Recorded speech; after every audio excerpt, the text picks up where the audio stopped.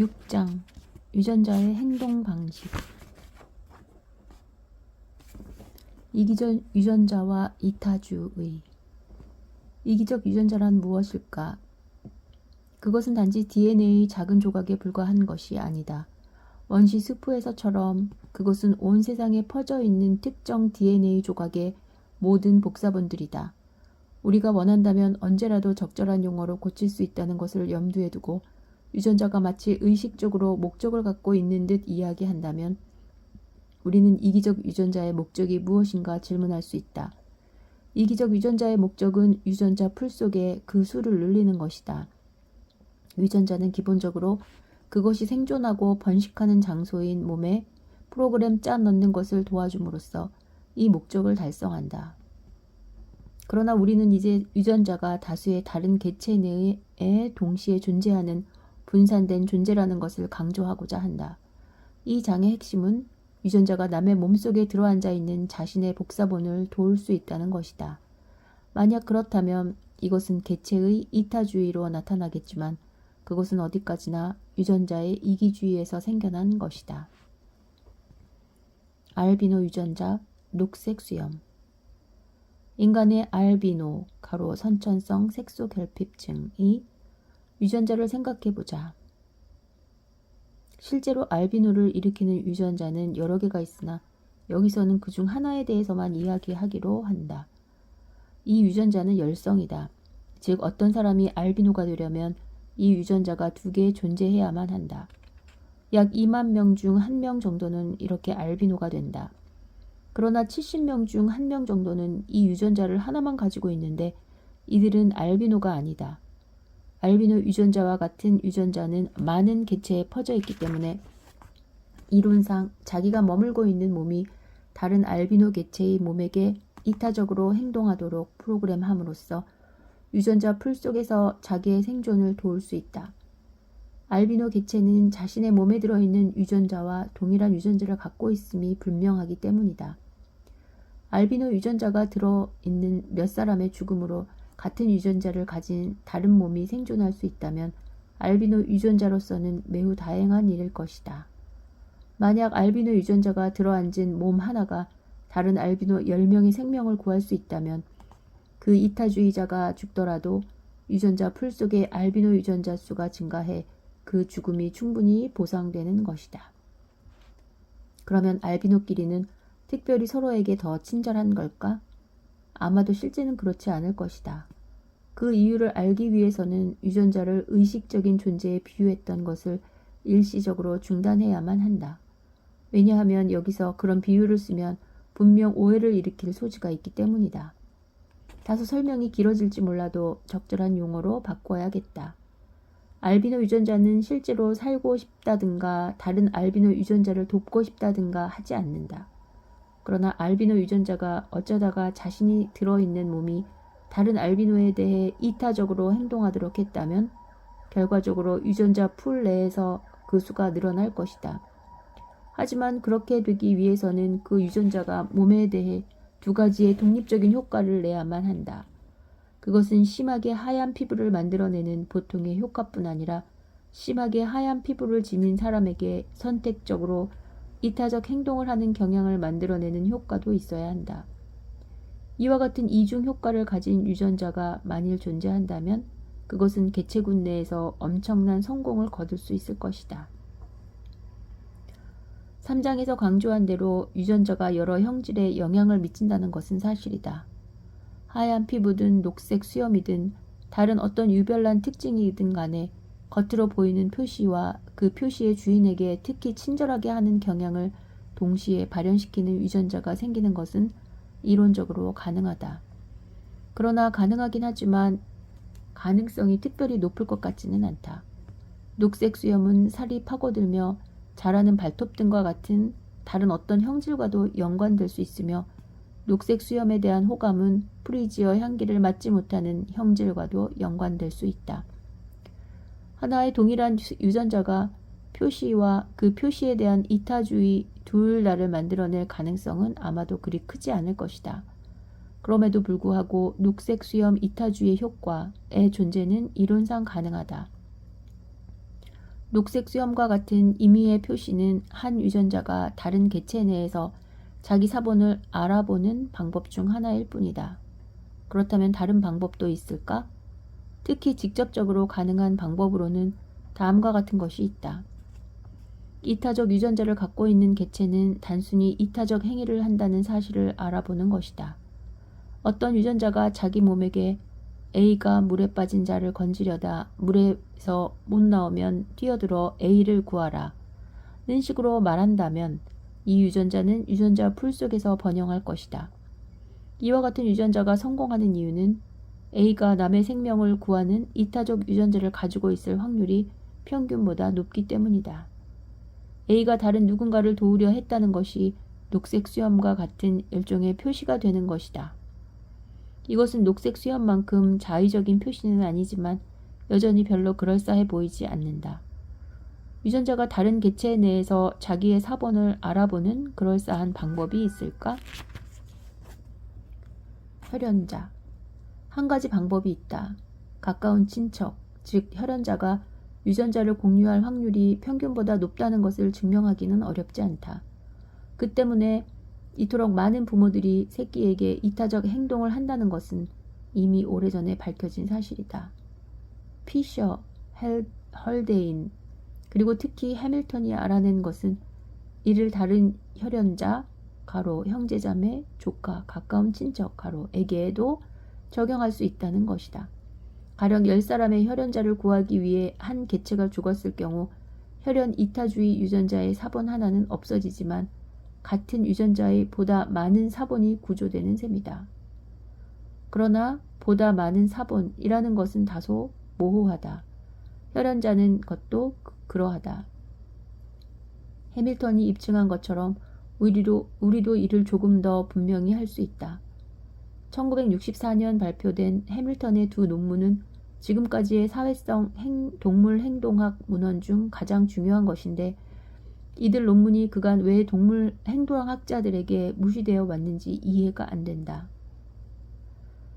다행히 최근 그의 이론에 대한 관심이 되살아나고 있다. 해밀턴의 논문은 다소 수학적이지만 정확한 수식 없이 직관적으로도 기본 원리를 쉽게 터득할 수 있다. 비록 지나치게 단순화시키는 것에도 문제가 있겠지만 말이다. 우선 우리가 계산하려는 것은 예컨대 자매와 같은 두 개체가 특정한 유전자를 공유할 확률이다. 논의를 쉽게 하기 위해 전체 유전자 풀에서 드물게 존재하는 유전자에 대해 이야기해보자. 대부분의 사람들은 혈연 관계든 아니든 알비노가 되지 않게 하는 유전자를 공유하고 있다. 이 유전자가 이토록 흔한 것은 자연계에서는 알비노가 비알비노에 비해 생존이 어렵기 때문이다. 예컨대 햇빛에 눈이 부셔 다가오는 포식자를 알아채지 못하는 식으로 말이다.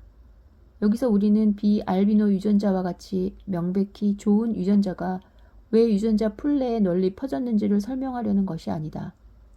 유전자의 이타성 때문에 유전자 풀 내에서 그 유전자가 퍼진다는 것을 설명하고 싶은 것이다.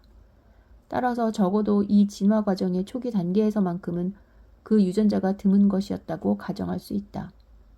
이제 중요한 것은 개체군 전체에서는 드물더라도 어떤 가족 내에서는 흔히 존재하는 유전자가 있다는 점이다.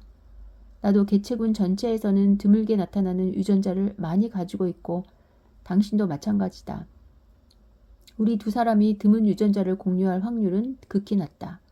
그러나 나의 누이가 나와 똑같은 드문 유전자를 갖고 있을 확률은 어느 정도 있으며 당신의 누이가 당신과 공통으로 드문 유전자를 갖고 있을 확률 또한 같은 정도다.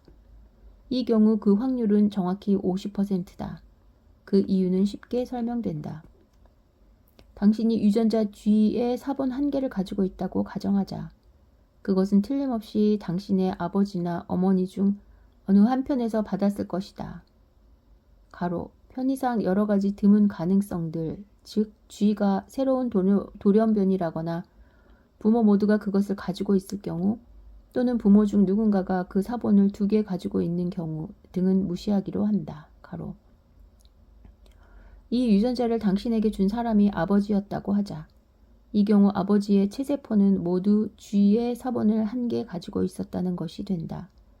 당신은 인간이 정자를 만들 때 자기의 유전자를 절반씩 나눈다는 것을 기억할 것이다. 그러므로 당신의 누이를 만든 정자가 유전자 G를 받았을 확률은 50%다.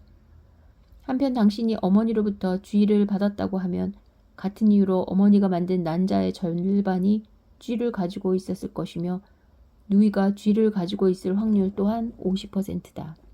이것은 당신에게 100명의 형제 자매가 있다면 그중 약 50명이 당신이 가진 것과 똑같은 드문 유전자를 갖고 있다는 말이 된다.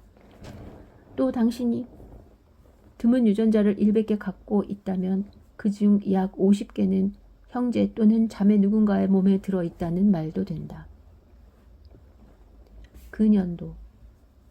친족관계인 개체에 대해서는 멀거나 가깝거나 관계없이 이와 같은 식으로 계산할 수 있다. 중요한 것은 부모와 자식 간의 관계다. 당신이 유전자 H의 4분의 1개 가지고 있다면 당신 아이들 중 어느 한 아이가 그것을 갖게 될 확률은 50%다. 왜냐하면 당신의 생식세포의 반수가 H를 가지고 있고 당신 아이들은 누구라도 그 생식세포의 하나로부터 만들어졌기 때문이다. 당신이 유전자 J를 1개 가지고 있다면 당신 아버지가 J를 가지고 있을 확률은 50%다.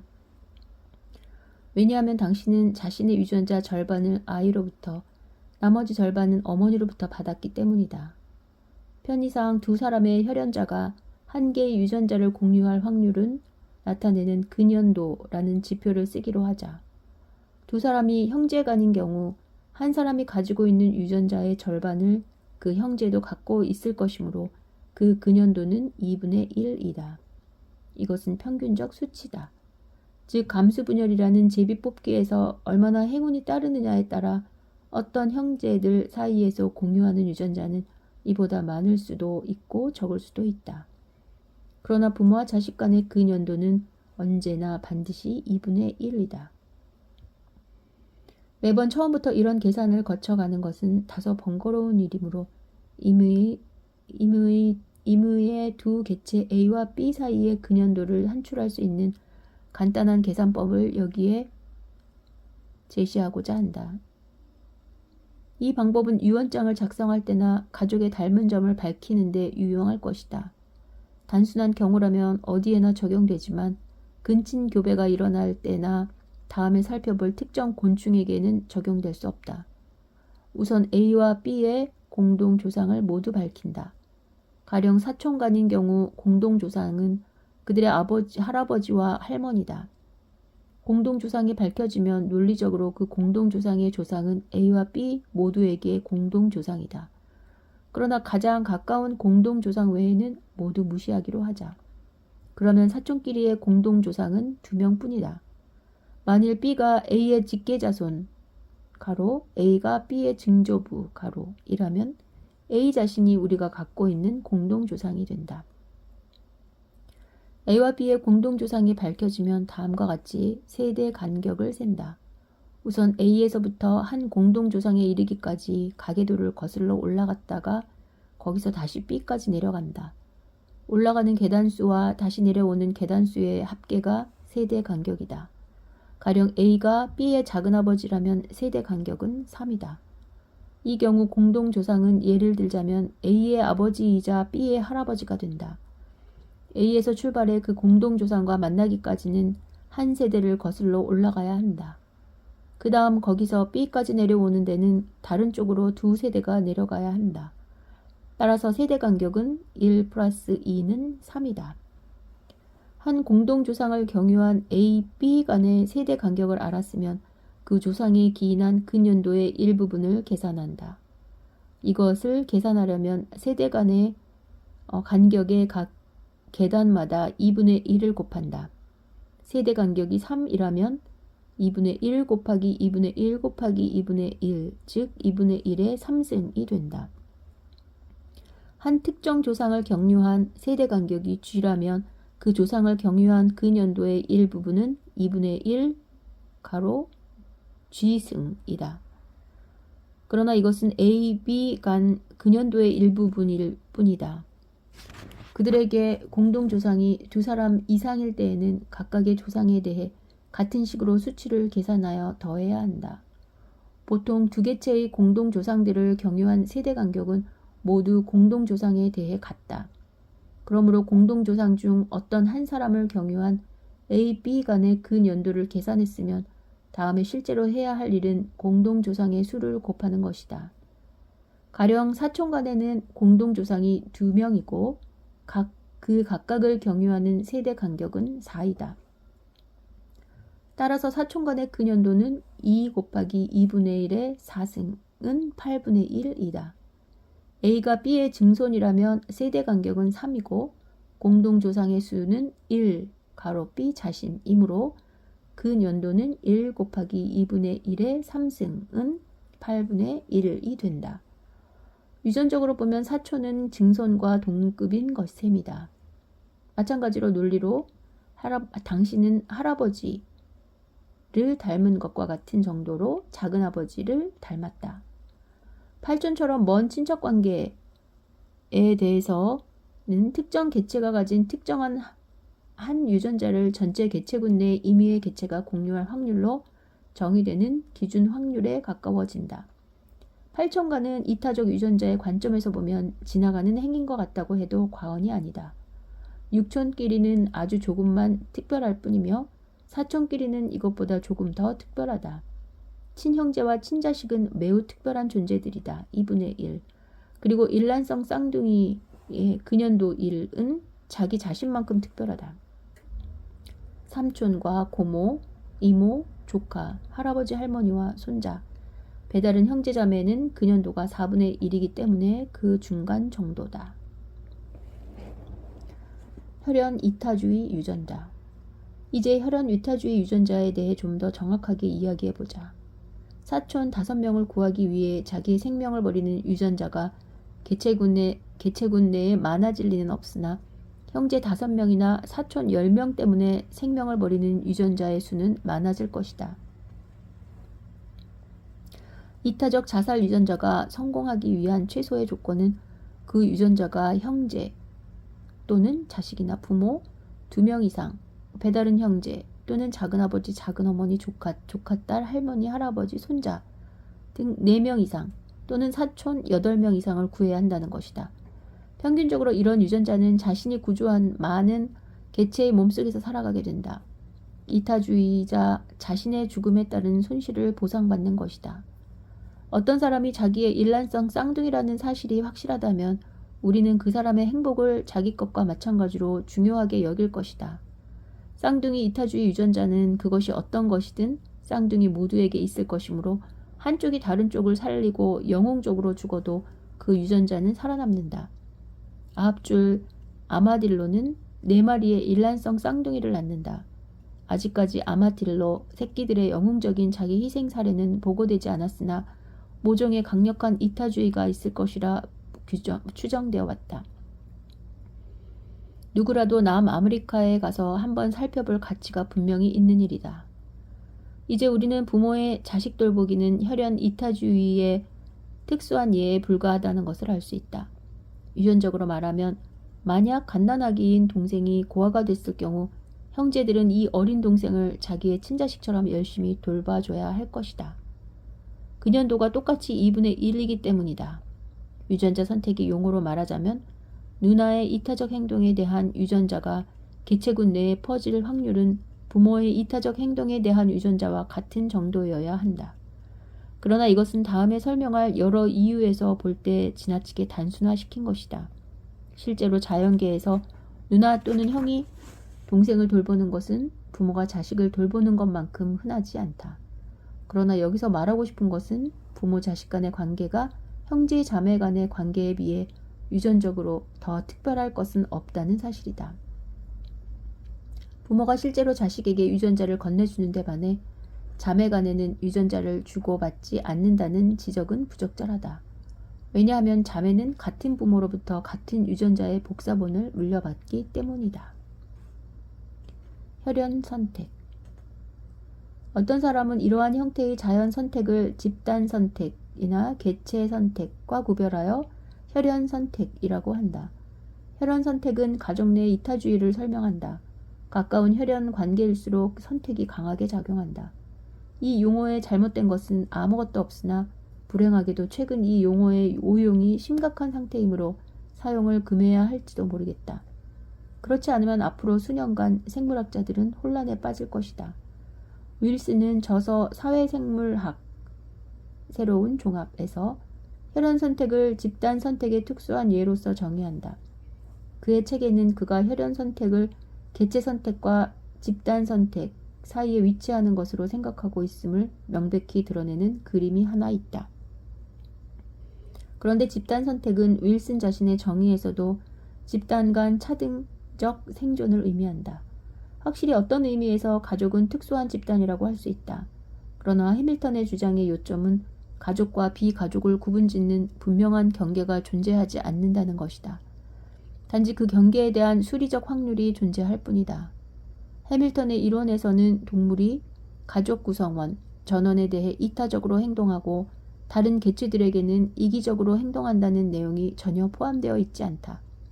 가족과 비가족을 구분짓는 하나의 결정적인 선은 존재하지 않는다. 예컨대 육촌을 가족 집단에 넣을 것인지 말 것인지를 따질 필요는 없다.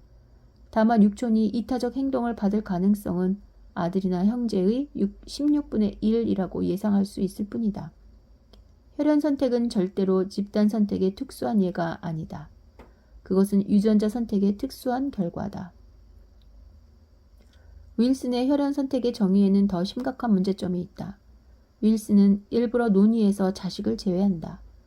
자식은 혈연으로 포함시키지 않는 것이다. 물론 윌슨도 자식이 부모의 혈연자라는 것을 잘 알고 있으나 자식에 대한 어버이의 이타적 행위를 설명하기 위해 혈연 선택설에 기대기가 싫은 것이다. 물론 윌슨에게는 자기 마음대로 용어를 정의할 자유가 있기는 하지만 이것은 큰 혼란을 초래하는 정의이므로 나는 윌슨이 자신의 영향력 있는 책의 개정판을 낼 때 그것을 변경해 주기를 바란다. 유전적으로 말해 부모의 자식 돌보기와 형제 자매의 이타주의가 진화할 수 있는 이유는 똑같다. 즉 두 경우 모두 이타적 행동을 받는 개체의 체내에 그 이타적 유전자가 존재할 확률이 큰 것이다. 이 자질구레한 한 혹평에 대해서 여러분의 양해를 구하며 이제 본래의 주제로 돌아오도록 하겠다. 지금까지 나는 유전자를 지나치게 단순화시켰는데 이제는 약간 수정해야겠다. 앞에서 나는 자살 유전자가 근연도를 확실히 알고 있는 특정한 수의 혈연자의 생명을 구한다고 단순하게 이야기했다. 그러나 실제로는 동물이 자기가 구조하는 혈연자의 수를 정확히 파악하는 것이라고 기대할 수 없고 가령 누가 형제이고 누가 사촌인지 정확히 알 수 있다고 해도 머릿속에서 해밀턴식의 계산을 한다고 기대할 수도 없다. 확실한 자살과 절대적 생명구조라는 말은 실생활에서는 자기 자신과 타인들의 통계적 사망 확률로 치환되어야 한다. 자기의 사망 확률이 매우 낮다면 8촌 한 사람까지도 구할 가치가 있을 것이다. 그러나 자기가 구해주려는 혈연자와 자기는 모두 언젠가는 죽을 운명에 있다. 모든 개체에게는 보험 회계사가 일정 오차 확률을 감안하고 산출하는 기대 수명이 있다. 기대 수명이 짧은 늙은 혈연자를 구하는 것은 이 노인과 근연도가 같으면서 아직 살아갈 날이 많은 혈연자를 구하는 것에 비해 미래의 유전자 풀에 미치는 영향이 적다. 우리가 깔끔하게 대칭적으로 산출했던 근연도에도 골치 아픈 보험회계사 통계에 근거한 가중치를 부여해야 한다. 유전적으로 보았을 때 할아버지, 할머니와 손자가 서로에 대해 이타적으로 행동하는 이유는 같다. 그들은 서로 유전자의 4분의 1을 공유하기 때문이다. 그러나 손자의 기대 수명이 더 길다면 할아버지, 할머니가 손자에게 이타적으로 행동하게 하는 유전자 쪽이 손자가 할아버지, 할머니에게 이타적으로 행동하게 하는 유전자보다 더 유리하다. 근연도가 먼 젊은이를 도울 때의 순이익이 근연도가 가까운 노인을 도울 때의 순이익보다 많은 것은 얼마든지 있을 수 있다. 가로 할아버지, 할머니의 기대 수명이 손자보다 항상 적다고는 할 수 없다. 유아 사망률이 높은 종에서는 그 반대가 맞을 수도 있다. 가로 개체는 생명보험업자다. 보험회계사에 대한 비유를 확장하자면 개체는 생명보험업자라고 볼 수 있다. 한 개체는 다른 개체의 생명에 자기의 자산 일부를 투자하거나 내건다고 볼 수 있다. 그는 다른 개체와 자기의 근연도를 고려하고 또 그 개체의 기대수명을 보험업자 자신의 기대수명과 비교해서 그 개체가 좋은 피보험자인지 아닌지를 판단한다. 엄밀히 말하면 기대수명이라기보다는 번식 기대치라고 하는 것이 적절하며 더 엄밀하게는 장래에 자기의 유전자를 이롭게 할 일반적인 능력이라고 해야 할 것이다. 그리고 이타적 행동이 진화하기 위해서는 이타적 행동을 하는 개체가 감수해야 하는 위험도가 수혜자의 순이익의 그 근연도를 곱한 것보다 작아야 한다. 이때 위험도와 이익은 앞에서 말한 복잡한 보험 회계적 방법에 의해 산출되어야 한다. 그러나 어설픈 생존기계가 특히 황급히 계산하기에는 이 얼마나 복잡한가. 위대한 수리 생물학자인 헐데인까지도 가로 해밀턴보다 먼저 물에 빠진 혈연자를 구조하는 유전자가 퍼질 수 있는 가능성을 검토한 1955년의 논문에서 가로 이렇게 썼다. 나는 물에 빠진 사람을 건져낸 적이 2번 있다. 가로 내가 감수해야 하는 위험은 극히 적었다. 가로 그러나 그때 그런 계산을 할 여유 같은 건 없었다. 그러나 헐데인 자신도 잘 알고 있었겠지만 생존 기계가 의식적으로 머릿속에서 그런 계산을 한다고 생각할 필요는 다행히도 없다. 우리가 결과적으로는 그 로그를 사용하면서도 그것을 모른 채 계산자를 사용하는 것과 마찬가지로 동물 역시 복잡한 계산을 하는 것처럼 행동하도록 미리 프로그램되어 있을지도 모른다. 이것을 생각보다 그리 상상하기 어려운 것이 아니다. 공을 공중에 던져 올렸다가 다시 잡을 때 사람들은 일련의 미분 방정식을 푼 것 같이 그 공의 궤도를 예측한다. 그는 미분 방정식이 무엇인지 알지도 못하고 개의치도 않을 수 있지만 그 공을 잡는 기술은 이에 전혀 영향을 받지 않는다. 무의식적으로 그 수학적 계산과 기능적으로 똑같은 어떤 일이 진행되고 있다. 마찬가지로 모든 장단점과 예상되는 모든 결과를 고려하여 어려운 결정을 내릴 때 사람들은 컴퓨터나 할 법한 대규모의 가중합계 계산과 기능적으로 똑같은 일을 하고 있다. 순이익 점수. 이타적으로 행동할지 결정하는 생존 기계 모델을 시뮬레이션하는 컴퓨터 프로그램을 만든다면 우리는 대체로 다음과 같은 절차를 밟아야 할 것이다. 우선 그 동물이 할 수 있는 대한 행동 목록을 만든 다음 이를 행동 패턴 각각에 대해 가중합계 계산 프로그램을 만든다. 모든 이익에는 플러스 기호를, 위험에는 마이너스 기호를 붙인다. 합산하기 전에 이익과 위험의 적당한 근연도를 곱하여 가중한다. 이야기를 간단히 하기 위해 우선 연령, 건강과 같은 다른 가중 요인들은 무시하기로 하자. 어떤 개체든지 자신과의 근연도는 1이기 때문에 가로 그 개체는 자신의 유전자를 당연히 100% 가지고 있다. 가로 자신에 대한 위험과 이익은 전혀 평가절하되지 않고 그대로 계산에 이용될 것이다. 특정한 행동 패턴에 대한 총합은 다음과 같다. 행동의 순이익은 가로 자신의 이익 빼기 자신의 위험 더하기 형제의 이익 곱하기 2분의 1 빼기 형제의 위험 곱하기 2분의 1 더하기 또 다른 형제의 이익 곱하기 2분의 1 빼기 또 다른 형제의 위험 곱하기 2분의 1 더하기 사촌의 이익 곱하기 8분의 1 빼기 사촌의 위험 곱하기 8분의 1 더하기 자식의 이익 곱하기 2분의 1 빼기 자식의 위험 곱하기 2분의 1 플러스 등.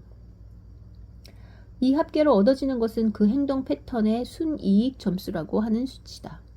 그 다음으로 모델 동물은 자기의 행동 레퍼토리 안에 들어있는 행동 패턴 각각에 대해 같은 식으로 합계를 구한다. 최종적으로 그 동물은 순이익의 최대가 되는 행동 패턴을 선택하여 실행한다. 가령 전체 득점이 마이너스라고 해도 그 동물은 가장 높은 득점의 행동을, 즉 마이너스 값이 가장 작은 행동을 택해야 한다.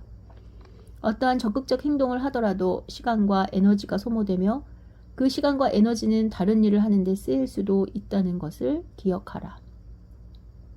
아무것도 하지 않는 것이 순이익 점수를 최고로 하는 행동이라면 그 모델 동물은 아무것도 하지 않을 것이다. 여기서 매우 단순화된 예를 들어보자. 이번에는 컴퓨터 시뮬레이션이 아주 주관적인 독백 형식으로 표현해보자. 가령 내가 8개의 버섯 무더기를 발견한 동물이라고 하자. 나는 그 영양가를 계산한 뒤 독버섯일지도 모른다는 위험을 어느 정도 감안하여 그것들이 각각 플러스 6단위의 가치가 있다고 판단한다. 버섯이 너무 커서 나는 그중 3개밖에 먹을 수 없다. 그렇다면 먹을 것을 찾았다는 먹이 신호로 내가 발견한 버섯 무더기를 다른 누구에게 알려줄 것인가? 알린다면 들리는 범위에는 누가 있는가? 내 신호가 들리는 범위에 마침 동생 B 와 사촌 C 그리고 D 가로 별다른 혈연관계가 아니며 나와 그 년도가 매우 작아 실제로 0으로 취급하는 게 있다고 하자.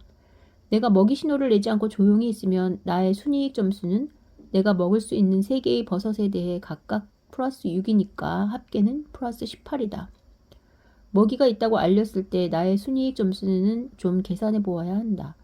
8개의 버섯은 우리 넷이서 골고루 나눌 것이므로 내가 먹는 2개에서 얻은 순이익 점수는 각각 완전한 플러스 6으로 합계 플러스 12일 것이다.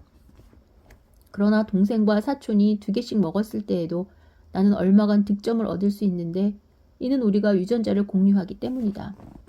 실제의 총 득점은 1 곱하기 12 플러스 2분의 1 곱하기 12 플러스 8분의 1 곱하기 12 더 플러스 12 곱하기 0 0 곱하기 12는 플러스 19와 2분의 1이 된다. 이기적으로 행동할 경우 순이익은 18 플러스 18이다. 두 점수는 비슷하나 답은 분명하다. 나는 먹이 신호를 내야 한다. 이 경우 나의 이타주의는 나의 이기적인 유전자에 이익을 주는 것이 된다. 설명을 간단히 하기 위해 개개의 동물이 자기의 유전자에게 최선이 무엇인지 알아낸다고 가정해 보았다. 실제로는 몸이 마치 이와 같은 계산을 한 것처럼 행동하도록 영향을 미치는 유전자들로 유전자 풀이 채워진다. 여하튼 이 계산은 이상적 계산에 비하면 매우 초보적인 1차적 근사치에 불과하다. 그것은 관련된 개체들의 연령 등 많은 것을 무시하고 있다. 또한 내가 멋진 식사를 막 끝낸 뒤라 버섯을 1개밖에 먹을 수 없다면 먹이 신호를 내는 경우의 순이익은 내가 굶주려 있을 때보다 더 클 것이다. 가능한 한 최상의 세상에서 얻을 수 있는 계산을 점점 세련되게 만들자면 끝도 없다. 그러나 실제 생명체들은 가능한 한 최상의 세상에서 살아가는 것이 아니다. 실제로 동물들이 최적의 결단을 내릴 때에 모든 세부 사항까지 고려하고 있다고 볼 수는 없다. 우리는 야외 관찰과 실험을 통해 살아있는 동물들이 이상적인 손실, 마이너스 이익 분석, 손실, 마이너스 이익 분석에 실제로 얼마나 가까이 접근하는지를 알아내야 할 것이다. 여기서 우리가 주관적인 예에 너무 빠져들지 않았다는 것을 재확인하기 위해 잠깐 유전자 용어로 돌아가 보자. 생명체의 몸은 지금까지 생존해 온 유전자가 프로그램한 기계다. 지금까지 생존해 온 유전자는 과거에 그 종이 살아왔던 환경의 평균적 특징이 되는 조건들 속에서 생존해 왔던 것이다. 따라서 손익의 추산은 인간이 결정을 할 때처럼 과거의 경험에 근거하게 된다. 그러나 이때의 경험은 유전자의 경험, 더 정확히 말하면 과거의 유전자가 살아남은 조건을 말하는 것이다. 가로, 유전자는 생존 기계에게 학습 능력도 주었으므로 몇몇 손익 추산의 경우 개체의 경험에 근거한다고 말할 수 있다. 가로. 조건이 터무니없이 달라지지 않는 한 그 추산은 쓸만한 것이고 생존 기계는 평균적으로 올바른 결단을 내리게 된다. 만약 조건이 급변하면 생존 기계는 잘못된 결정을 내릴 가능성이 높아지고 그 유전자는 벌을 받게 될 것이다. 오래된 정보에 근거한 인간의 결정이 틀리기 쉬운 것과 마찬가지로 말이다. 근현도의 추산에도 역시 오류와 불확실성이 따르게 마련이다. 지금까지 살펴봤던 매우 단순화된 계산에서 우리는 마치 생존기계가 누가 자기의 혈연자고 얼마나 가까운 혈연인지 알고 있는 것처럼 말했다. 실제로 이와 같이 확실히 알고 있는 경우도 있지만 대개의 근현도는 평균치로 추정될 뿐이다. 가령 A와 B가 친형제인지 아니면 이복 형제인지 모른다고 하자. 이들 간의 근연도는 4분의 1이거나 2분의 1인데 친형제인지 이복 형제인지 모르기 때문에 유효한 근연도는 평균치인 3분의 8이다. 이들의 어머니가 같다는 것은 확실하나 아버지가 같을 확률이 10분의 1이라면 이들이 이복 형제일 가능성은 90%이고 친형제일 가능성은 10%다. 이때 유효한 근연도는 10분의 1 곱하기 2분의 1 더하기 10분의 9 곱하기 4분의 1은 0.275가 된다. 혈연자를 어떻게 알아볼 것인가? 그러나 우리가 90% 확실하다 할 때 누구에게 확실하다는 것인가? 오랫동안 야외 연구를 한 자연학자에게 90% 확실하다는 것인가? 아니면 동물에게 90% 확실하다는 것인가? 재수가 좋다면 이 둘이 거의 같을 수도 있다. 이것을 알기 위해서는 실제로 동물이 자신의 친척을 어떻게 판단하는지 생각해 보아야 한다. 우리가 우리의 친척을 알 수 있는 것은 주위로부터 듣고 서로를 부르는 이름이 있으며 결혼이라는 형식이 있고 기록과 뛰어난 기억력이 있기 때문이다. 많은 사회 인류학자들은 자신이 연구하는 특정 사회의 친족 관계에 몰두한다. 진정한 유전적 혈연이 아닌 주관적인 문화적 개념으로서의 친족 관계를 연구한다. 인간의 관습이나 종족의 의식은 보통 친족 관계를 크게 강조한다. 조상 숭배가 널리 행해지고 가족으로서의 의무와 가족에 충실하는 것이 삶에서 큰 부분을 차지한다. 피해 복수나 시족 간의 싸움은 해밀턴의 유전학 이론으로 쉽게 설명된다. 근친상간의 금기도 인간의 위대한 친족 의식을 증명한다. 근친상간을 금기시함으로써 얻어지는 유전적 이익은 비록 이타주의와 아무런 관계가 없지만 말이다. 아마도 그것은 근친교배로 나타나는 열성 유전자의 유해성과 관계가 있을 것이다. 그렇다면 야생동물은 누가 친척인지 어떻게 알 수 있는가? 다시 말해서 그들이 어떤 행동 규칙을 따랐기에 마치 혈연관계를 알고 있는 듯 행동할 수 있는 것일까? 친척에게는 친절히 행동하라는 규칙은 실제로 동물이 친척을 어떻게 알아보는가라는 문제를 적당히 피할 수 있게 해준다. 동물은 자신의 유전자로부터 간단한 행동 규칙을 부여받아야 한다. 그 규칙은 모든 상황에서 행동의 궁극적 목적을 다 알고 있어야 도움이 되는 건 아닌지 되는 것이 아닌 적어도 보통의 조건에서 도움이 되는 것이면 된다. 우리 인간은 규칙에 익숙하다. 그리고 그 규칙은 대단히 강력해서 우리는 그 규칙이 자신뿐 아니라 그 누구에게도 좋을 게 없다는 것이 명백한 경우에도 그 규칙을 따른다. 예를 들어 일부 정통파 유대교도와 회교도는 비록 굶어 죽을 망정 돼지고기는 먹지 않는다는 규칙을 따른다. 그렇다면 정상 조건 하에서 동물이 따르는 가까운 친척에 이익을 주는 간접적인 효과를 가지면서 단순하고 실제적인 규칙에는 어떤 것들이 있을까?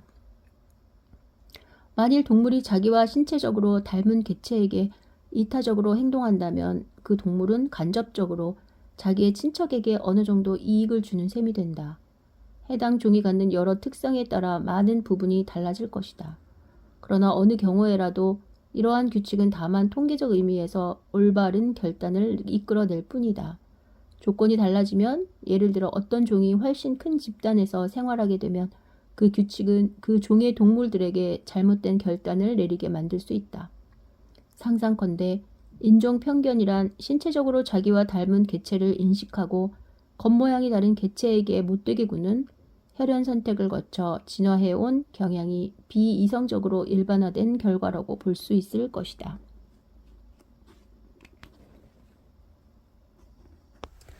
원숭이와 고래의 이타적 행위. 별로 돌아다니지 않는 동물이나 작은 그룹을 이루어 돌아다니는 동물에서는 자기가 만나는 개체가 누구든 자기와 친척일 가능성이 크다. 이 경우 자기 종의 구성원이면 누구에게나 친절해라 라는 규칙은 플러스의 생존 가치를 가질 수 있는데 이는 이 유전자를 갖고 있는 개체에게 이 규칙을 따르도록 하는 유전자가 유전자 풀 속에서 늘어난다는 것을 의미한다.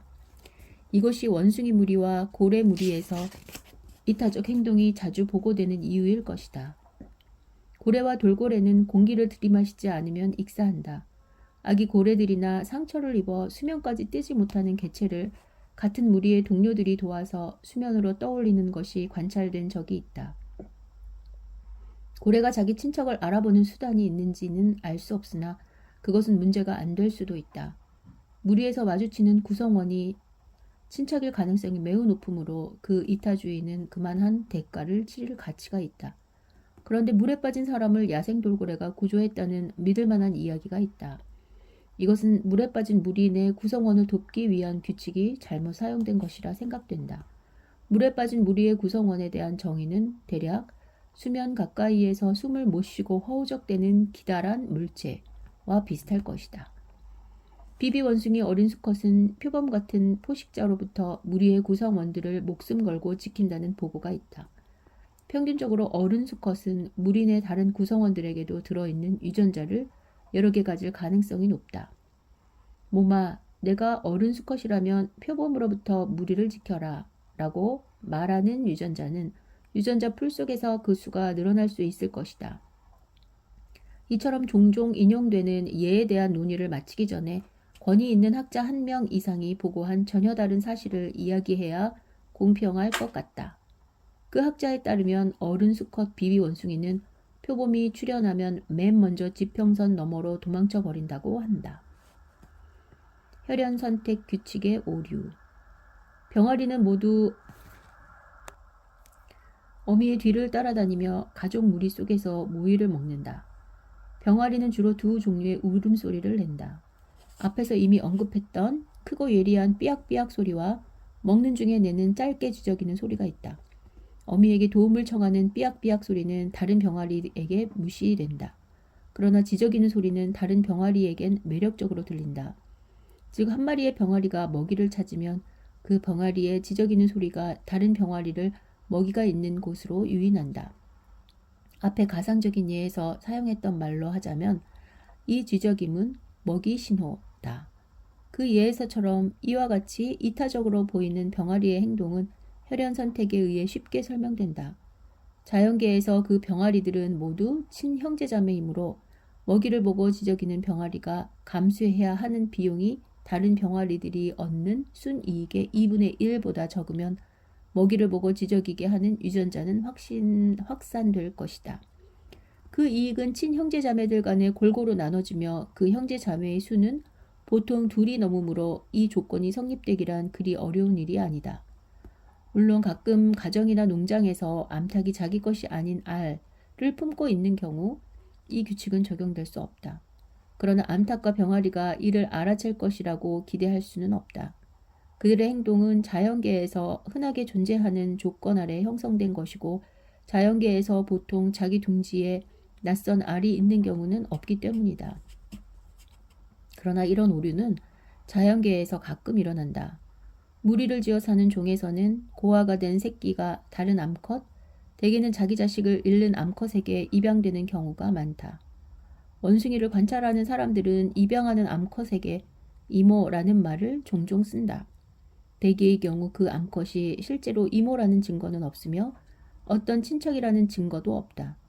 원숭이를 관찰하는 사람들이 유전자에 대해 잘 알고 있었더라면 이모와 같은 중요한 말을 그렇게 함부로 쓰지는 않았을 것이다.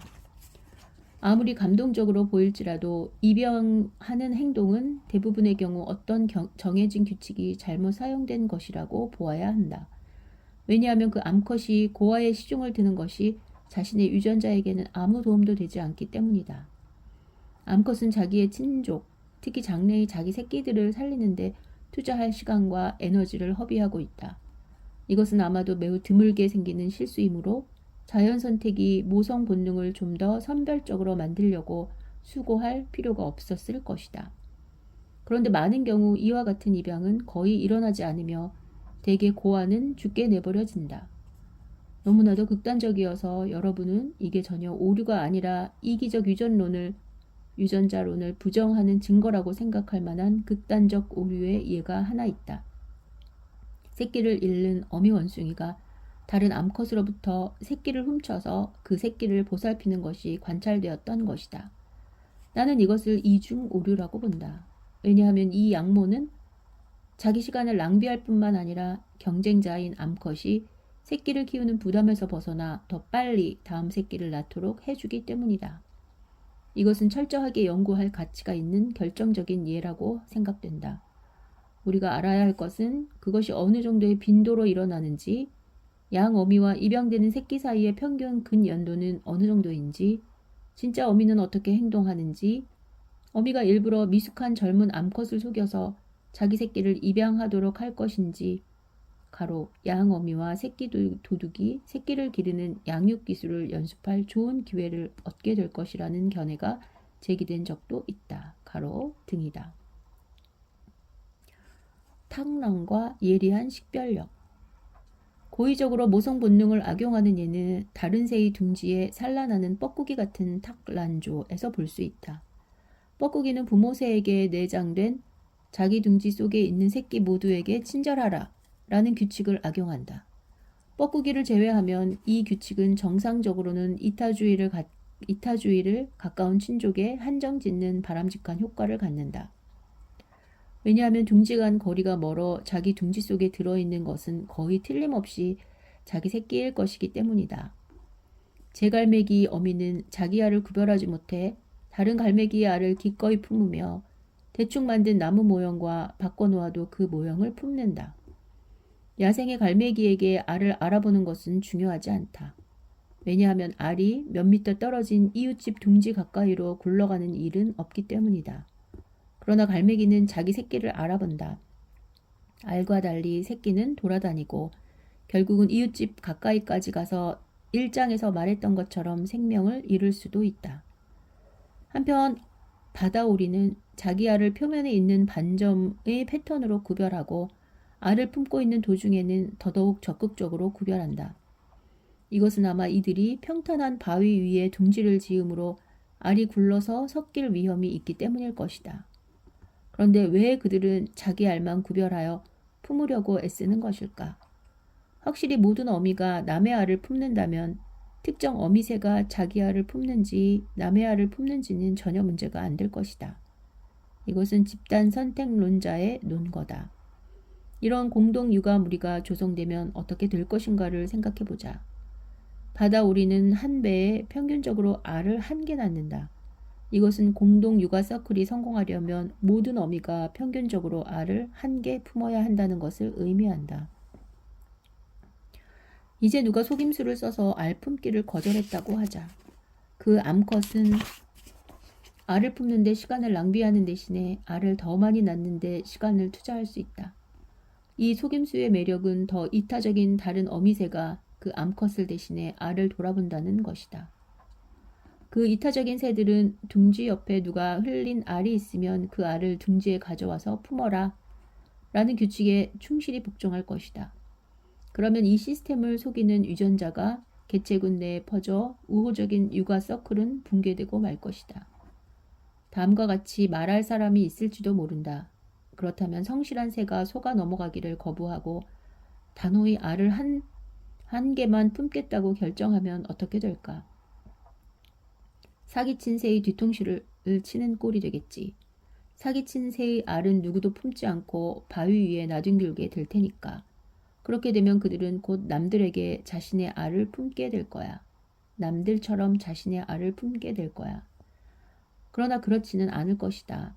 우리가 알을 품는 새들이 개개의 알을 구별하지 않는다고 가정하기 때문에 가령 성실한 새가 이 작전을 실행하여 속임수에 대항한다고 해도 결국 내버려진 알이 자기의 알일 수도 사기친 새의 알일 수도 있게 된다.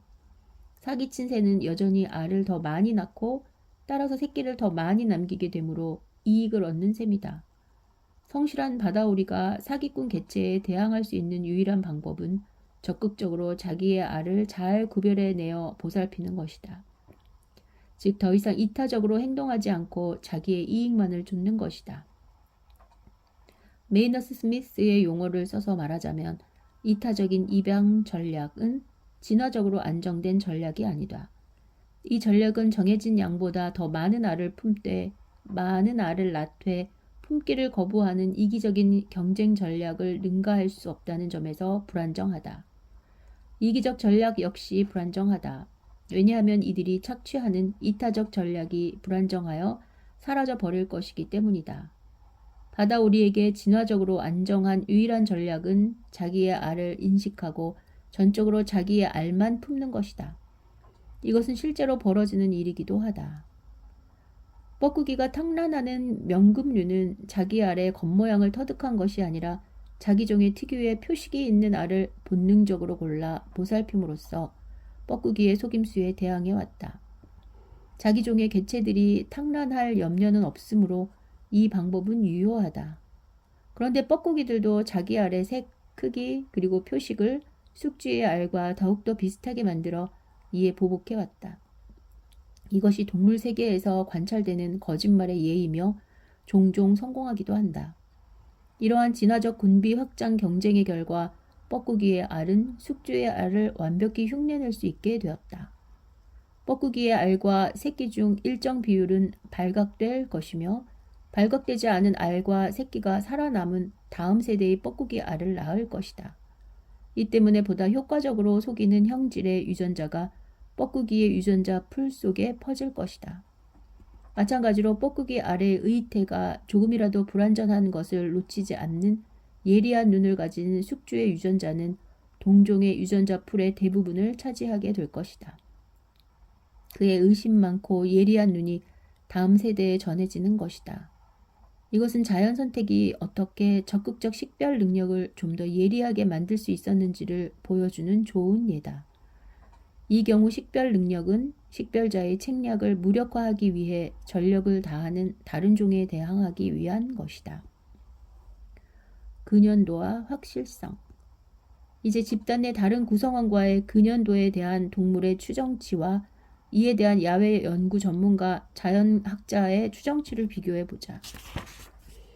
브라이언 버트람은 세렝게티 국립공원에서 수년간 사자의 생태를 연구해왔다. 그는 사자의 번식 습성을 기초로 전형적인 사자 무리 내 개체 간의 평균 근연도를 추정하였다. 그가 이 추정 과정에 사용한 사실들은 다음과 같다. 전형적인 사자 무리는 암컷 7마리와 수컷 2마리로 구성되는데 암컷은 보다 영구적으로 그 무리에 머무르며 수컷은 떠돌아다닌다.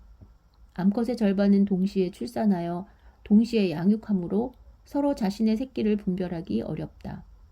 전형적인 한 배의 새끼 수는 3마리다. 무리 내 어른 수컷들이 새끼들의 아비가 될 가능성은 균등하다. 젊은 암컷은 무리에 머물러 있다가 그 무리에 있는 늙은 암컷이 죽거나 무리를 떠나면 그 후계자의 위치를 차지한다. 젊은 수컷은 사춘기에 쫓겨나는데 이들은 성장하면 2~3마리의 혈연 집단을 이루어 무리에서 무리로 이동하며 원래의 가족 무리로 되돌아오는 일은 거의 없다. 위의 사실과 다른 몇 가지 가정을 바탕으로 우리는 전형적인 사자 무리에서 두 개체 간의 평균 근연도를 산출할 수 있다.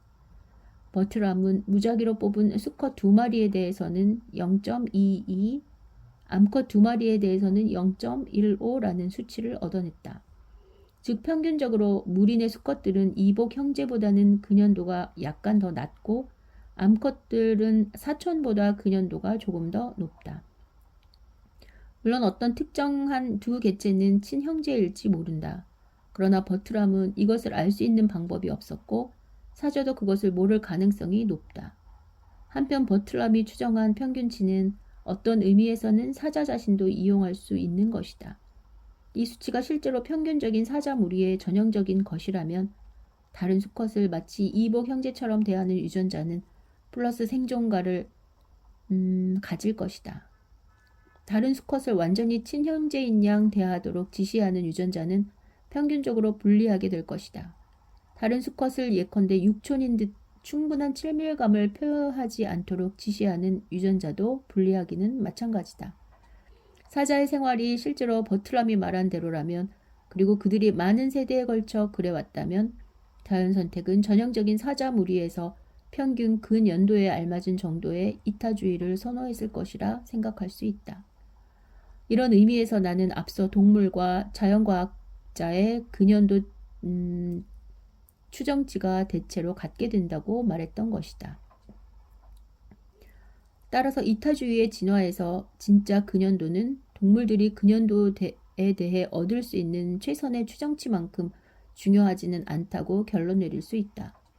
아마도 이 사실은 자연계에서 부모의 자식 돌보기가 형제자매의 이타주의에 비해 왜 그렇게 빈번하고 헌신적인지, 또 동물이 왜 자기 자신을 형제 몇 명보다도 더 귀중하게 평가하는지에 대한 의문을 이해하는 열쇠가 될 것이다.